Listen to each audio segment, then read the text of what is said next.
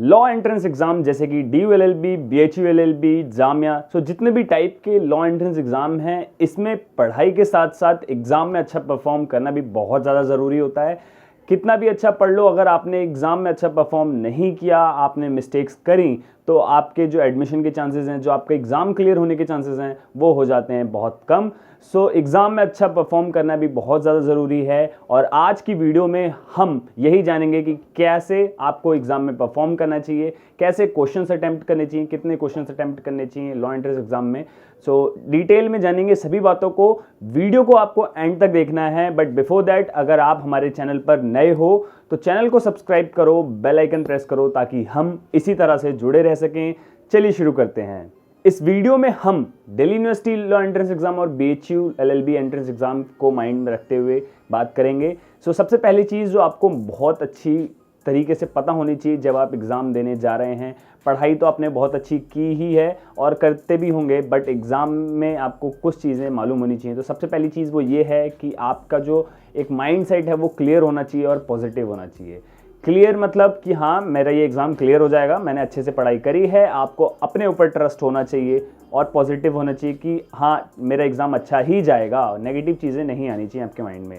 तो पहला पॉइंट ये बहुत ज़्यादा क्रूशल है आपके लॉ एंट्रेंस एग्ज़ाम के लिए, DU, BHU जैसे। फिर दूसरे पॉइंट की बात करते हैं। दूसरा पॉइंट भी बहुत ज़्यादा ज़रूरी है। सभी स्टूडेंट्स जो जानते होंगे, जितने भी DU-LLB का एंट्रेंस एग्जाम क्रैक कर चुके हैं या फिर BHU-LLB का एंट्रेंस एग्जाम क्रैक कर चुके हैं, तो उनको पता होगा कि हर एक क्वेश्चंस को पढ़ना कितना ज़्यादा ज़रूरी होता है। क्वेश्चंस में छुपे होते हैं उनके आंसर। तो पहली चीज़ तो ये कि आपको क्वेश्चन को अच्छे से पढ़ना है, क्योंकि कई बार क्वेश्चन में नॉट होता है और हम स्टूडेंट्स जब होते हैं एग्ज़ाम हॉल में तो प्रेशर इतना होता है कि वो नॉट नहीं दिखता हमें। तो ये चीज़ आप ध्यान रखें कि आपको क्वेश्चन को अच्छे से पढ़ना है, कम से कम 2 बार और ज़्यादा से ज़्यादा 3 बार, लेकिन टाइम वेस्ट नहीं करना है। 2 से 3 बार क्वेश्चन को पढ़ें अच्छे से। एक एक चीज़, अगर नॉट है, इफ़ है, क्या है, तो वो सारी चीज़ें आप देखना, उसके अकॉर्डिंग आंसर आपको करना होगा, क्योंकि कई बार क्वेश्चन बहुत सिंपल होते हैं और हम उनका आंसर गलत कर देते हैं। तो ये चीज़ आप ध्यान रखना कि आपको क्वेश्चन को 2 से 3 बार पढ़ना है। फिर बात करते हैं नेक्स्ट पॉइंट की, जो कि और भी ज़्यादा इंपॉर्टेंट है। नेक्स्ट टिप वो ये है कि आपको अपने जो पूरे एग्ज़ाम है, 1.5 घंटे में जो भी आपको क्वेश्चन अटैम्प्ट करने हैं, उसमें आपको राउंड में क्वेश्चन अटैम्प्ट करने चाहिए। जैसे कि मान लो आप क्वेश्चन नंबर 1 से स्टार्ट कर रहे हो, तो आप पहले राउंड में उन क्वेश्चंस को अटेम्प्ट करना जो आपको 100% आते हों। भले ही आपको नंबर 1 क्वेश्चन से नंबर 5 पे जाना पड़े, 10 पर जाना पड़े, आगे जाना पड़े, तो आप पास ऑन करते हुए आगे बढ़ते जाना, लेकिन उन्हीं क्वेश्चंस को अटेम्प्ट करना जो आपको 100% आते हों। अदरवाइज आप सोचोगे कि नहीं, मैं सीरीज़ में चलता हूँ और मैं पहले फर्स्ट करूँगा, सेकंड करूँगा, थर्ड करूँगा, और क्या होता है कि स्टूडेंट्स का टाइम वेस्ट हो जाता है। जैसे कि मान लो पहला क्वेश्चन आया आपका बहुत इजी, आपने टिक कर दिया। सेकंड क्वेश्चन थोड़ा टफ आ गया, आपको समझ नहीं आया, तो आप उस पर अपना टाइम देते हो, आप समझने की कोशिश करते हो, टाइम स्पेंड कर रहे हो, तो उससे आपका लॉस होता है। आपको वो नहीं करना है और आपको आगे बढ़ते जाना है। जो क्वेश्चंस आपको आ रहे हैं उनको आप पहले करो, टाइम वेस्ट किए बिना। कोशिश करो कि ज़्यादा से ज़्यादा क्वेश्चन आप कर पाओ, लाइक 50 क्वेश्चंस तो आप फर्स्ट राउंड में करो, ताकि जो आपके एग्ज़ाम क्लियर होने के चांसेस हैं और टाइम पे ख़त्म होने के चांसेस हैं वो बने रहें। नेक्स्ट राउंड में आप ऐसे क्वेश्चंस को अटेम्प्ट करो जिनमें आप 50-50% है। लाइक एक क्वेश्चन जिसके 4 ऑप्शंस हैं, जिसमें से 2 तो आपको पता ही है कि 2 ये आंसर नहीं है, 2 ही, इन दोनों में से कोई एक आंसर है, तो वो 50-50% वाला चांसेस हो गए।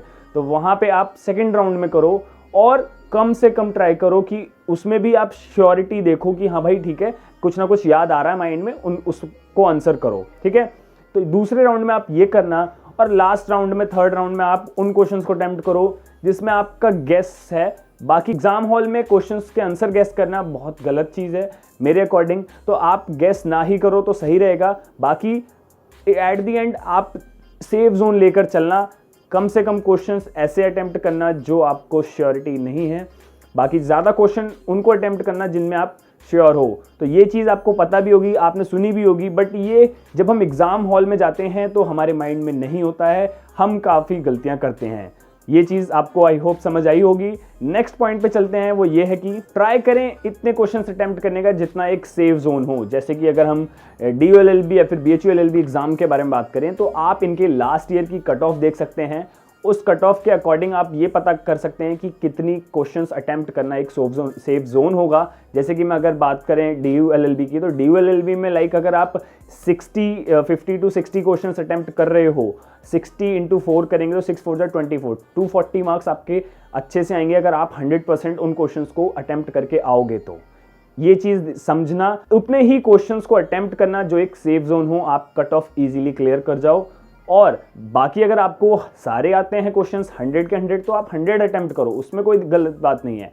लेकिन अगर कोई स्टूडेंट ऐसा है जिसको क्वेश्चंस नहीं आ रहे हैं तो आप मिनिमम एक सेफ जोन तो लेकर चलना ही। अदरवाइज आप ये सोचोगे कि नहीं मैं बिल्कुल सेफ जोन मतलब आराम से करूंगा, अच्छे से करूंगा, उसमें भी आप 50 के ऊपर नहीं जा रहे हो तो आप ऑटोमेटिकली कंपटीशन से बाहर हो। तो आपको कम से कम जो क्वेश्चंस अटेम्प्ट करने, क्योंकि काफ़ी सारे स्टूडेंट्स पूछते भी हैं कि एग्जाम में कितने क्वेश्चंस अटेम्प्ट करना एक सेफ जोन रहेगा, तो DULLB जैसे एग्जाम में आपको मिनिमम 60 क्वेश्चंस अटेम्प्ट करना क्रूशियल है। बाकी आप BHU के लिए कट ऑफ देखो, उस कट ऑफ के अकॉर्डिंग आप क्वेश्चंस को अटेम्प्ट करना।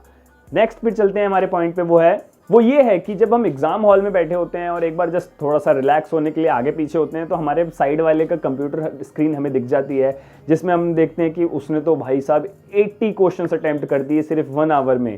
अब हमारा जो पारा होता है वो बढ़ जाता है और फिर हम सोचते हैं यार हम तो बहुत पीछे चल रहे हैं। ये मिस्टेक बहुत सारे स्टूडेंट करते हैं। तो किसी के कंप्यूटर में आपको नहीं देखना है कि वो कितने क्वेश्चंस अटेम्प्ट कर रहा है या कौन से क्वेश्चन नंबर पे है, आपको सिर्फ अपने आप पर फोकस करना है। आप जितने क्वेश्चन करो वो सही होने चाहिए। ज़रूरी नहीं है कि आप 80 क्वेश्चन ही अटेम्प्ट करके आओगे तो आपका एडमिशन होगा। और वहाँ पे चांसेस ये होते हैं कि स्टूडेंट क्या पता जो जिसने 80 क्वेश्चन अटेम्प्ट किए हैं वो नंबर 1 से डायरेक्ट 80 क्वेश्चन नंबर पे पहुँच गए हो, तो आप वहाँ पे धोखे में आ सकते हो। इसलिए बिल्कुल भी दूसरे को नहीं देखना है, सिर्फ अपने ऊपर फोकस करना है ज़्यादा से ज़्यादा, और क्वेश्चंस को अननेसेसरीली अटेंड नहीं करना है जो आपको नहीं आते सिंपल छोड़ो, क्योंकि एग्जाम में नेगेटिव मार्किंग होती है और अगर आपने नेगेटिव मार्किंग को इग्नोर किया तो जो नेगेटिव मार्किंग है वो आपको एडमिशन से इग्नोर कर देगी। ये चीज़ ध्यान रखना। और बात करते हैं नेक्स्ट पॉइंट की, तो सबसे इंपॉर्टेंट जो कि आप सभी ने सबके मुंह से सुना होगा, क्योंकि वो एक ऐसी चीज़ है जो बहुत ज़्यादा गेम चेंजिंग रोल प्ले करती है।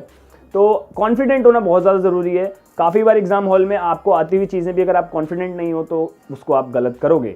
तो कॉन्फिडेंट रहो, एग्ज़ाम को अच्छे से अटेम्प्ट करना और बिना किसी डर के अच्छे से स्कोर करना। एंड एग्ज़ाम जल्द ही आने वाले हैं, तो अभी से आप इस स्ट्रैटेजी को फॉलो करोगे तो आपको हैबिट हो जाएगी और आप एग्ज़ाम में भी एग्जैक्टली ऐसे ही परफॉर्म करोगे। सो आई होप आप सभी के लिए ये स्ट्रैटेजीज़ हेल्पफुल रही होंगी और आप ऐसे ही एग्ज़ाम में परफॉर्म करोगे। इस वीडियो को अपने सभी दोस्तों के साथ ज़्यादा से ज़्यादा शेयर करना, और अगर अभी तक आपने इस वीडियो को एक थम्स अप नहीं दिया है तो एक थम्स अप ज़रूर दें। अगर आपकी कोई क्वेरी है तो कमेंट सेक्शन में ज़रूर बताएं। Thank you, God bless you all.